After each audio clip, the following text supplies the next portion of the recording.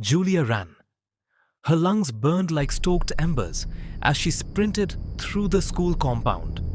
The rhythmic, heavy thud of her sneakers echoing off the hallway walls like a frantic heartbeat. Help! Somebody! Behind her, the predatory shadows of 2 girls and 3 boys loomed. They had marked her as prey from her very first day, turning her transition to a new school into a waking nightmare. She had pleaded for help, but her complaints had fallen on deaf ears, dismissed as schoolyard drama. She swerved toward the back of the swimming pool. The water was a cruel beauty, glittering under the sun like 1,000 twinkling stars. To Julia, however, it was a liquid grave. She had never learned to swim, and the mere sight of it made her throat tighten with phobic dread.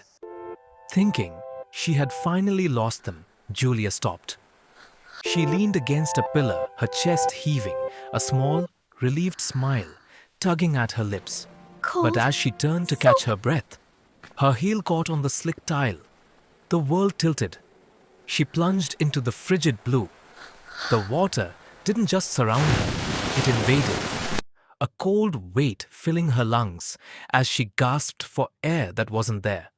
Above the surface, her vision blurred, but she saw them, the 4 bullies. They didn't reach out. They didn't call for help. They stood at the edge, doubled over with laughter, pointing at her thrashing limbs. Suddenly, a searing cramp locked her legs. She couldn't kick. She couldn't fight. The agony was a white-hot iron against her skin. Someone finally jumped in.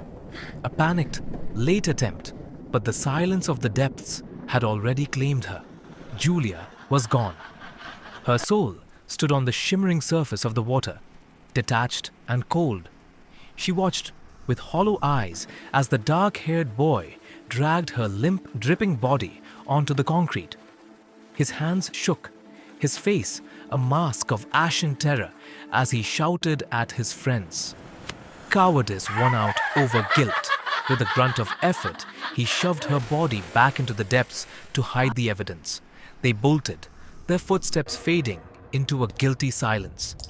"I will have my revenge," she promised the air. "Every single one of them will pay." The following day, the boy with the shock of red hair sat in the cafeteria. He shoved handfuls of food into his mouth, his jaw working mechanically, as if he could bury his guilt under layers of bread and grease. His eyes darted toward the entrance every time the door creaked. The police were already on campus, their voices low and serious as the investigation began. As the cafeteria emptied, a sudden, unnatural chill swept through the room. The boy froze, a half-chewed bite of food turning to ash in his mouth. There, in the dim corner of the room, stood Julia. She was a vision of rotten river water. Her hair hung in matted, sodden clumps, and a steady drip, drip, drip, pooled at her translucent feet. "Help! Help! She's there!" he shrieked, his chair clattering to the floor. He scrambled backward, his pulse thundering in his ears. He burst into his classroom, his face slick with sweat, his voice cracking as he pointed at the empty doorway. "I saw her. She's dripping. She's here." His friends didn't offer comfort. They roared with laughter, mocking his weight and his cowardice. "Fatso seeing ghosts," they jeered, their faces twisted in cruel delight. Terror drove him back out into the halls. He ran until his legs turned to jelly, but the sound followed him, the wet, heavy slap of bare, sodden feet hitting the linoleum. Slap, slap, slap. The sounds guided him like a lamb to the slaughter, back to the edge of the swimming pool. He skidded to a halt at the very spot where she had fallen. He turned, his breath coming in jagged gasps. And there she was. Her skin was the color of a drowned moon, pale, bloated, and devoid of life. She didn't smile. Before he could scream, an invisible force slammed into his chest. He tumbled backward into the water. As he sank, a cold, vice-like grip clamped around his ankle. He looked down through the stinging chlorine and saw her hand, grey and firm, pulling him into the dark.